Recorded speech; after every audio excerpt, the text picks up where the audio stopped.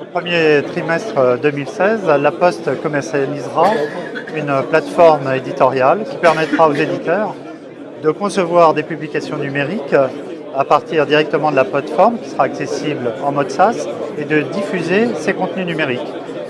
Pour concevoir cette publication numérique, l'éditeur peut rédiger directement sur la plateforme ou importer au format PDF ou au format Word des contenus déjà pré-rédigés et les enrichir avec des fichiers multimédia, que ce soit des photos, des vidéos ou des fichiers audio. La Poste hébergera ces contenus et fournira à l'éditeur un certain nombre d'outils d'aide à la conception. Des outils par exemple de cadrage de photos, l'encodage des vidéos et donc l'hébergement. La diffusion de l'éditeur sera contrôlée puisqu'elle sera destinée uniquement à ses cibles, qu'elles soient des abonnés ou des prospects.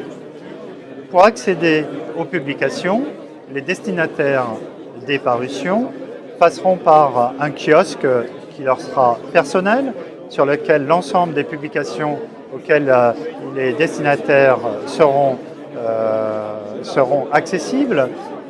C'est un kiosque développé en HTML5, donc accessible par la plupart des navigateurs et donc sur tout type de machines, de devices, que ce soit des PC, des smartphones ou des tablettes. Le lecteur pourra accéder simplement aux publications par ce kiosque ou à travers les notifications qui lui seront adressées par l'éditeur à chaque nouvelle parution. C'est plus qu'une plateforme éditoriale, c'est aussi, on peut la considérer comme une plateforme de communication digitale. En effet, elle permet de prévoir des campagnes d'emailing, donc elle permet à l'éditeur de faire de la prospection d'emailing avec des retours de statistiques sur ces campagnes, de façon très classique, mais aussi elle permet à l'éditeur de bénéficier des réseaux sociaux, puisqu'il va pouvoir aussi faire de la prospection à partir de sa publication sur les réseaux sociaux.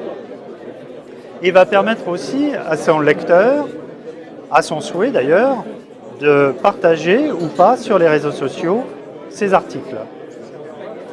Tous les contacts de ces lecteurs qui accéderont par leur réseau social, que ce soit Facebook, LinkedIn ou Twitter, au contenu rédactionnel, parce qu'ils auront à renseigner leur profil pour accéder au contenu, enrichiront la base de prospection de l'éditeur qui pourra ensuite retravailler sa stratégie de communication et de prospection à partir de sa base enrichie.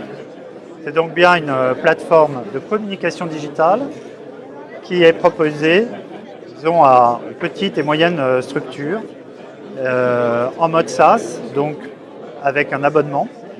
C'est donc l'accessibilité à une technologie partagée, dont les coûts de développement sont partagés par tous, qui sera offerte donc aux petites structures et moyennes structures.